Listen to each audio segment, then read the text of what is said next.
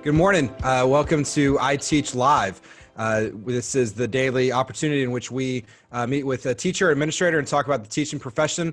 We do this every morning at 10 a.m. If you're joining us on Facebook, please add any questions or comments to the chat. We'll be happy to engage our guest with those questions. This morning we have Markecia. How are you doing? I am great. Well, welcome. I'm doing fantastic. Thank you for taking time out of your day to join us this morning. You know, I definitely want to get into your teaching experience and what it's like to be an educator and your school and those things, and maybe even dive a little bit into how it's been the past several weeks with COVID-19. But before we start, I just want to hear a little bit about your background. How did you get into teaching? Is it something you always thought you'd be doing? Can you tell me about that?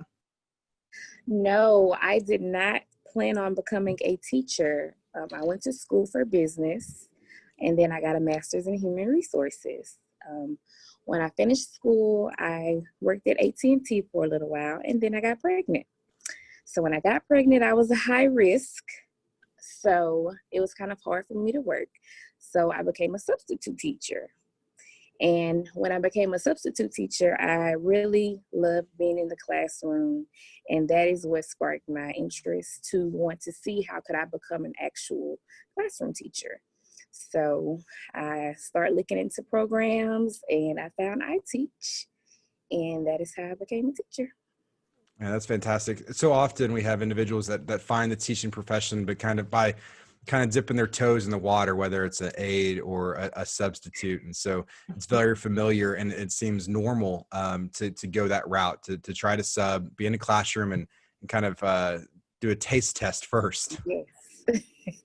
So you were pregnant, high risk, hard to work, and you thought subbing.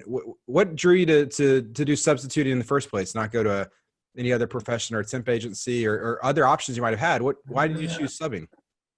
Well, I met all of the basic requirements to become a sub, so I knew I could easily transition into that. I liked the schedule, having the option of what days I wanted to be able to work. So if I couldn't get up and come to work, or if I was in the hospital or something like that, Right. Then it wouldn't be hard for me to have to try to take off or things like that. Certainly that flexibility is nice to have as a teacher. Yes. Yeah. So, definitely a sub. Yeah. So when you're subbing, it's obviously a little bit different than actual teaching, as we'll talk about in a little bit. But was there something in the classroom besides obviously some of the scheduling perks? Was there something in the classroom as you were subbing and you thought, man, this could be a rewarding profession? The environment itself, being around the children, just I didn't have to do any lesson planning, so I didn't get to go through that. But what the teachers left me, being able to use that to help the students, it was really like, wow, I think this is something that I would enjoy doing. So I looked forward to, of course, as a sub, you get to go to different schools. You get to choose what school, what grade. So it was like just something new every day. And even if I went to the same school, it was still something new every day. Right. Well, I imagine you see the newness of every day, even as the full-time teacher. It's hard to predict exactly what's going to happen. Definitely, yes. So through your subbing, once you decided that maybe you'd come into the teaching profession, did you sub different grade levels to find out where you think you'd want to be a full-time teacher? Or how did you use that subbing experience to guide your full-time teaching content area? I did. So I subbed for 2 different parishes. So I was able to see elementary, middle school, and high school. And though I did enjoy the secondary, part of the school system, it would have been harder for me to do the secondary because I have children of my own. So that's how I kind of stuck to elementary. That's the main reason that I stuck to elementary. But elementary, there are so many more grades. You have pre-K all the way up to 5th. So it still gave me a lot of options. And I kind of figured out, okay, do I want to be in a testing grade? Do I want to be with the very, very small children? So I kind of got to figure out that I kind of wanted to be right in the middle. And that's what I got. So you mentioned something that might not be familiar with maybe some new prospective teachers listening in. You said you had the choice to choose maybe a testing grade. Tell me Yeah. about that. What does a testing grade mean for people who might be new to teaching? So a testing grade would be grades to take the standardized test, which will be grades 3 through 5.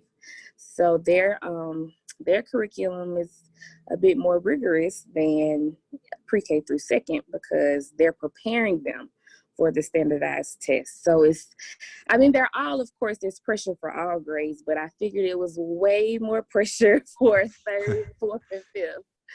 So, I mean, but some people, they prefer the older children. So it's really all about, what you like.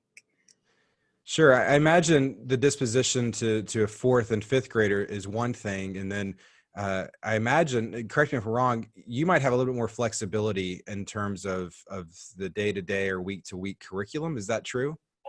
Yes, for third, fourth, and fifth, they're also departmentalized normally. And in second grade here, some schools they are, we are not.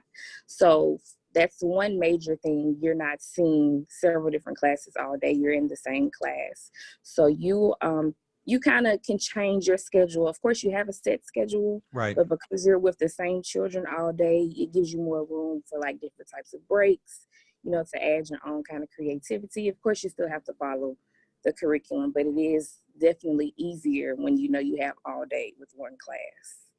Sure. And it's something that new teachers might not be aware of, that just to know your own disposition. Maybe as an individual, you like more structure, you like the rotation of classes, but you also like little kids. Maybe fourth and fifth grade appeals to you more, or what you might like the younger kids and have the flexibility. And so maybe something often overlooked by new teachers interviewing, what's the difference between second and third grade? Well, there's a lot of difference between second and third grade Yes. that maybe new teachers don't consider. They just think, oh, well, one's 7-year-old, one's 8-year-old. And that certainly doesn't play out in a lot of school systems exactly. And especially what the students are able to do or what they're required to do. So in second grade, you're just beginning to write paragraphs. You're just getting into the hundreds for math. You're just getting into, the novels. You're not really reading extremely long books. You're really like still perfecting your reading. So you're able to do more, but third, fourth, and fifth grade, you're expected to have learned it all and start applying it.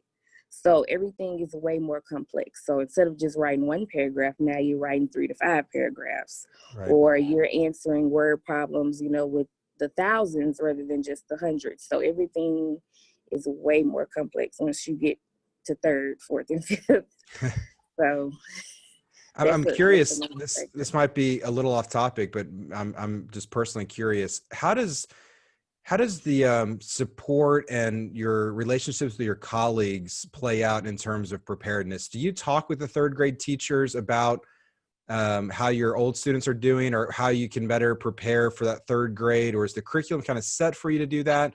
I'm interested to know, like, that handoff from second to third grade is crucial. Every grade handoff is. Do you work with the third and fourth grade teachers to affect your classroom at all? We don't work with them as far as like our PLC meetings as for our grade Right. level. However, we do have to work with them in some way because we need to make sure what we're covering is going to prepare the next, the students for third grade. So maybe we need to discuss something. Sorry about that.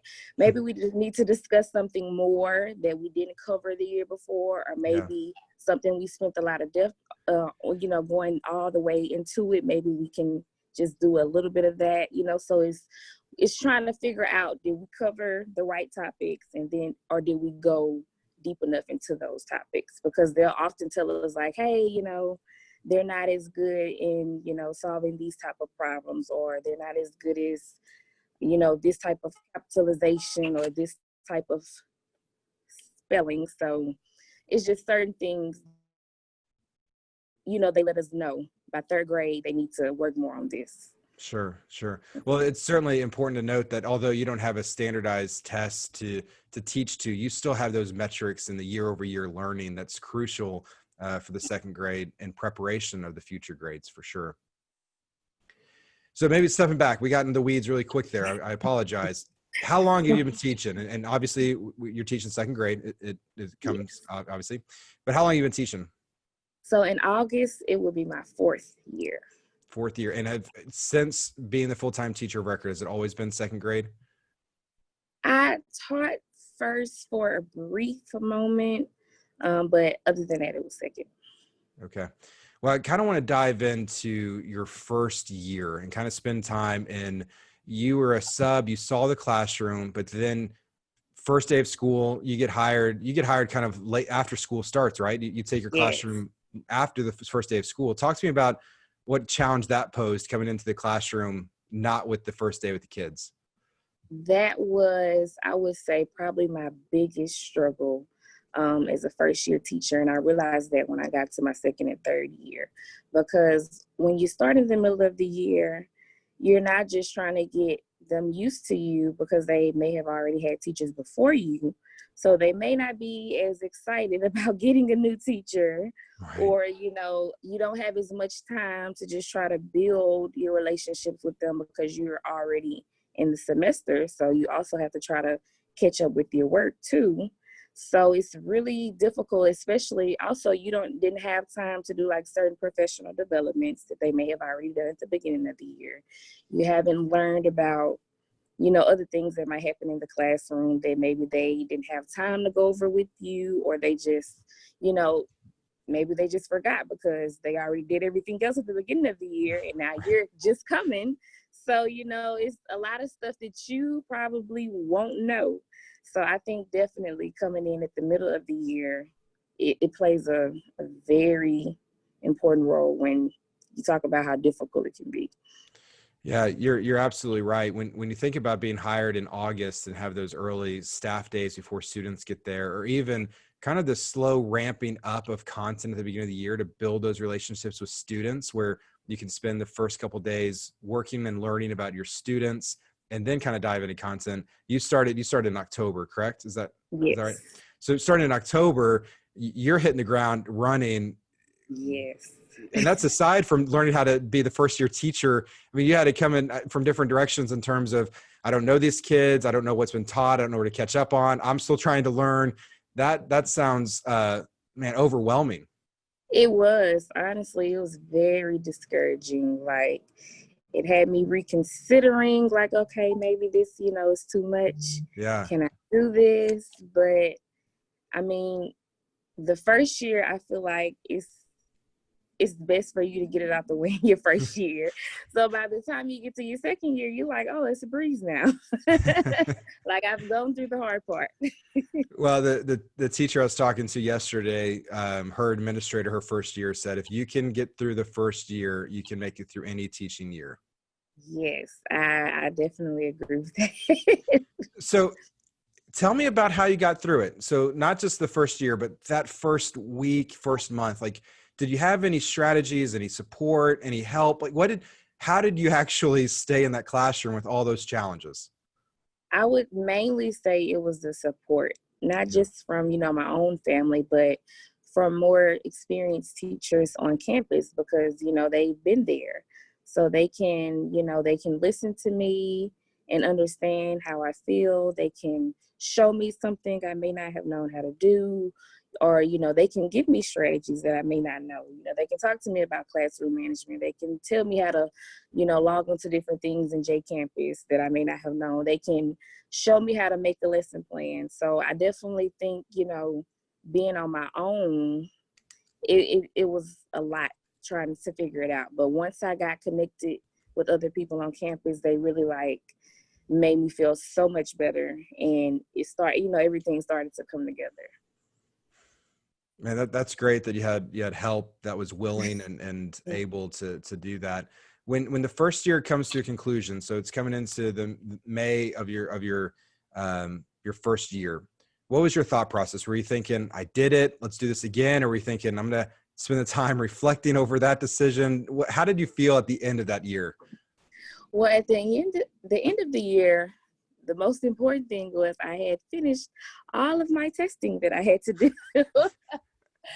So I had finished everything in my first year. I didn't have to stay with iteach a second year because everything was done. So I felt like I had accomplished a lot and that it was worth it. And I felt like, you know, looking back, I was like, I still enjoyed this, even though, you know, I had a lot of difficulties. I feel like it was something that I still wanted to do. However, I did I got laid off at the end of the year to add to all of that, but I was quickly rehired. Good. So everything, yes. So everything still worked out. So yes, I had a lot of bumps in the road my first year. So what would you, if you were to look back on your own experience, if you could speak back to the Markecia of first year, that October, what would you tell yourself in that moment going into that new situation? Oh my gosh.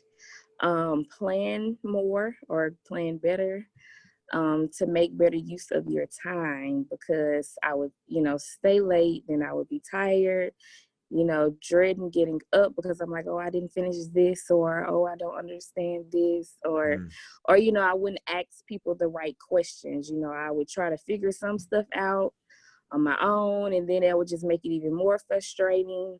So I think being able to plan everything and being able to, as soon as you get there, you get your support system as soon as you get there, so that you're not feeling overwhelmed because you don't know how to do anything the correct way anyway.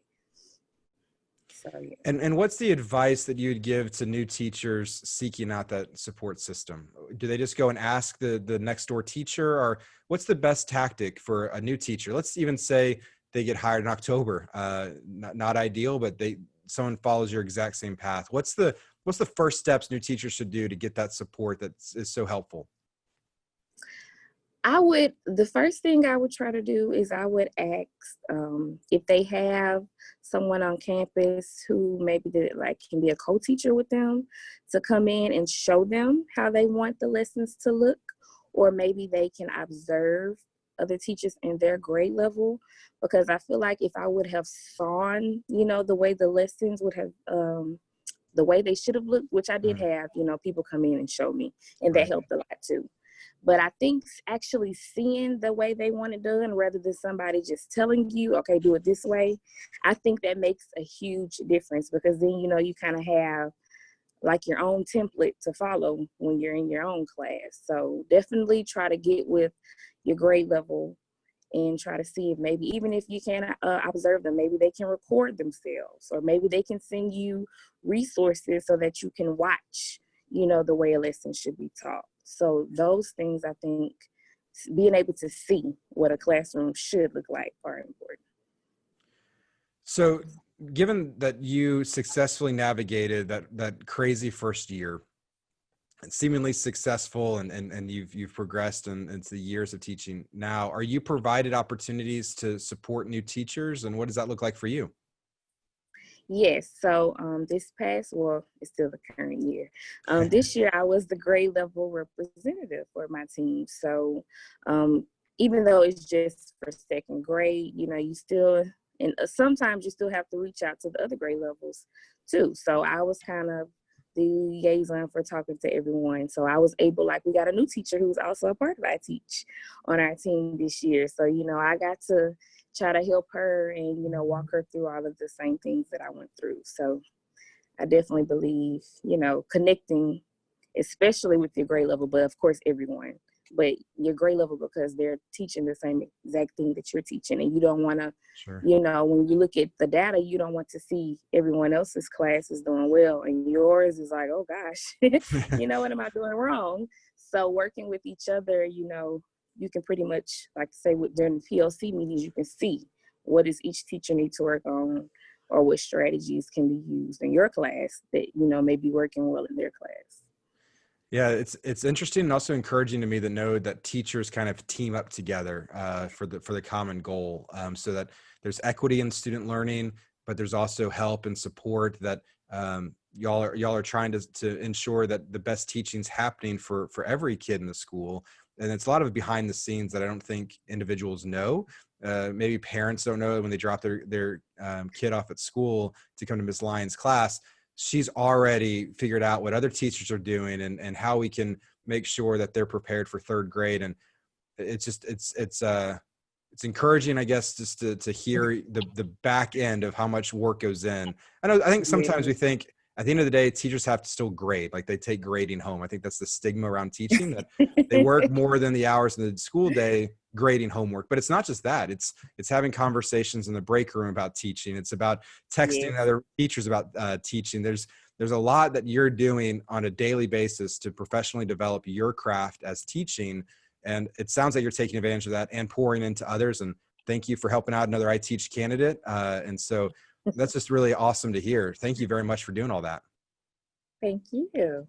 So we have a little bit of time remaining. I want to remind people, if you're on the Facebook live stream, if you want to ask Markecia a question, just drop it in the chat, and we'll do our best to see it and ask that question. But as we see if any other questions come in, I want to talk about really briefly, maybe what's going on right now. Obviously, it's the global pandemic. We have COVID-19 just kind of wreaking havoc on every aspect of life. What's been the biggest challenge for you? And then I want to hear the biggest kind of victory and win that you're seeing in the midst of this. So since we've been out, we have just recently started to do distance learning. So we've been using Microsoft Teams, and we'll put information and assignments on Teams or Google Classroom for the children to still be able to, access different types of lessons. So I think the biggest challenge was a lot of the students, they didn't have access to internet, or they didn't have a device, or maybe there were too many people in the home, so they were trying to share devices. But we were able to, we had one day where everyone was able to come and get devices if they needed. And then Cox here, they were offering like internet for like a discounted price, or for free, so that people would have access to the internet. So a lot more people were able to join in and still, work on stuff throughout the week. So like I said, it was a challenge trying to convert to a digital classroom, but Sure. I think it was great though that it was optional, but they still had a chance to, continue to learn every day. So has there been any small wins or kind of little victories with student learning or own personal growth through this? Well, as far as personal growth, I mean, for me to switch over to an online platform, I had to figure out how to upload things, and I had never used Microsoft Teams. So that was something new. I had to do professional development using Zoom or Teams, so, a lot of things that we didn't have to use, it was like, oh, this is different. This, are we going to be able to do this? But it was like, as time, went by, it was like, okay, this is great. We're still able to communicate. So, I looked at it in a positive way, even though, unfortunately, of course, we would rather be at school, but right. It didn't completely stop us from being able to do everything. And with the students, I was really excited that a lot of the students, who may have been struggling in class, their parents were helping them to get on every day, and they were sending me questions and sending me pictures, trying to make sure, that their child was working. They were letting me know if they needed help with something. So, it made me feel like, okay, they're still learning, even Sure. though they're not with me, they are still getting something. So. Well, that's great. And the variety of conditions and circumstances and situations that can pose barriers to at-home learning is countless. And so trying just to make the most of it, talk to your kids when you can, if they can hop on a Zoom, if they can access Microsoft Teams, then any little bit that you can provide them is obviously better than nothing. And I think it also is incumbent, as you have probably demonstrated the entire year, just to express that care for them, to know that just because you're not in your classroom anymore, that care from the teacher is not ending. You still care about them on a learning level, but also as a human level. You want them to exceed as citizens and as they get older. And so just being able to have touch points to express those things is, I think, crucial, especially those little kids. I mean, second grade, yes. I can't imagine me being a second grader going through this. Yes. So we did have a question yesterday on Facebook at the very end, and I was unable to ask the teacher yesterday, but I think it'd be pertinent to you as we talked about the first year teaching. You got hired in October. Someone asked yesterday about the interview process and how to prepare for a teaching interview. And you have that HR background with your degree and AT&T. I would love for you to share with potential new teachers a couple tips that's different about a teaching interview or something that they can make sure to prepare for when they walk into an interview for teaching. Honestly, I think my teacher interview was mainly about my personality. Like, what grade are you trying to teach? You want to, seem like you're a good fit for that grade. So, they told me I kind of reminded them of a kindergarten teacher. I was bubbly. They liked my spirit. They liked my energy. You're teaching students every day. So you want to be energetic. You want to smile. You want to be knowledgeable about something dealing with education. So I think as long as you seem excited about the job and, you come in there with the willingness to learn, that pretty much, you're a fit. Now, of course, you have to still meet the basic requirements, but I think in the interview Right. itself, I think the interview is just mainly like being yourself, showing them that, you are ready to get in the classroom. You are going to be a nice teacher. You're going to be, ethical, but you're going to be compassionate and creative and engaging, so I think that's mainly what it's about. Yeah, I think that's a great insight. What I would call soft skills. A lot of times I think you go into an interview thinking, what do I need to tell them that I know? How do I display all my knowledge? When really a large part of the interview is just the connection with the administration, making sure you're a good fit.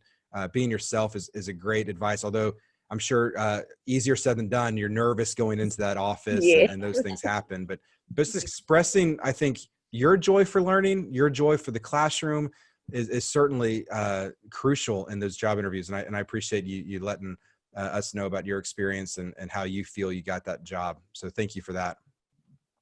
I'm looking at the clock and we ran out of time pretty quickly. I had a list of questions and I certainly appreciate you letting me pick your brain for half an hour. No, thank you for the opportunity. And I know you're at school closing down your classroom and I'm hoping that in a couple months you'll be back in your classroom with students. But until then, be well and stay safe. Thank you. You too. You have a great weekend. You too.